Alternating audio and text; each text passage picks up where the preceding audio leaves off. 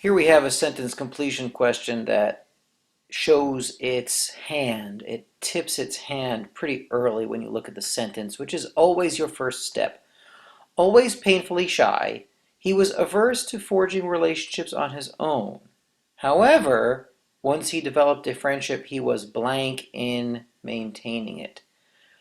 Right, so here you have a couple of things in the sentence that are instant clues. So you should underline or circle things in a sentence that you feel that without it, right, without them, you have a very difficult time figuring out what the logical structure is. So always painfully shy, there's a descriptor.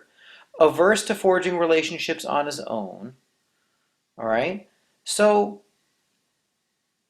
there you have two things that describe he, which is the sentence, right? Always painfully shy.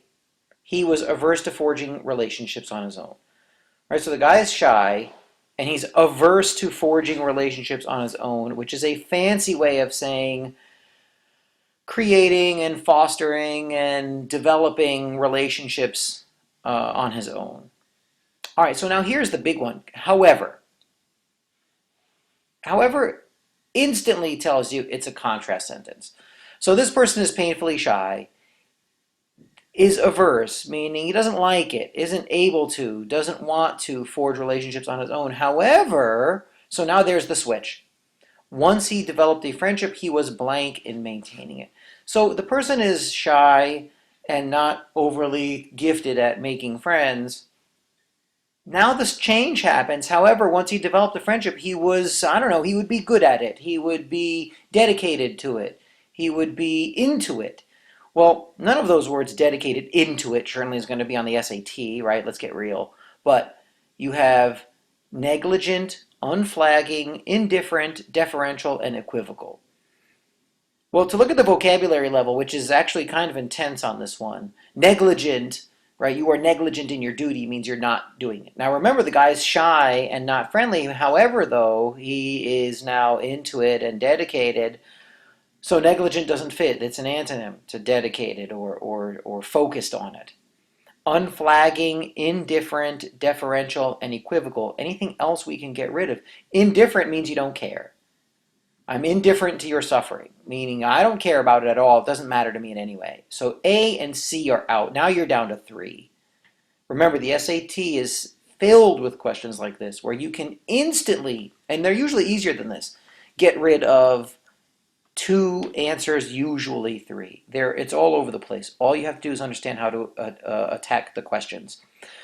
So we have negligent out, indifferent out. So we're down to unflagging, deferential, and equivocal. Well, those are tough words. Equivocal is to equivocate, to be neither here nor there. Deferential is meaning you're worshipful. You defer to somebody because they are your superior. Unflagging means never-ending, extremely dedicated, which, if you go through it like I did, now becomes the answer. So at worst, on this one, you should be able to get rid of A and C, and you're down to 3. Now, depending upon your reading level and literacy level, how much further can you get through it? Well, that depends upon the person and what you read on your own, and in terms of literacy levels and vocabulary skill. But you should always be able to get as far as we did in the sentence, right? The guy is shy, can't find and do friendships. However, bang, that's your switch. I can't stress this enough. There's your contrast. Once he developed a friendship, he was, and then you fill in your own word, dedicated in maintaining it. In this case, unflagging in maintaining it, meaning he is just without any limit. He's dedicated without end and will not stop to maintain this friendship. And that's how you figure these things out.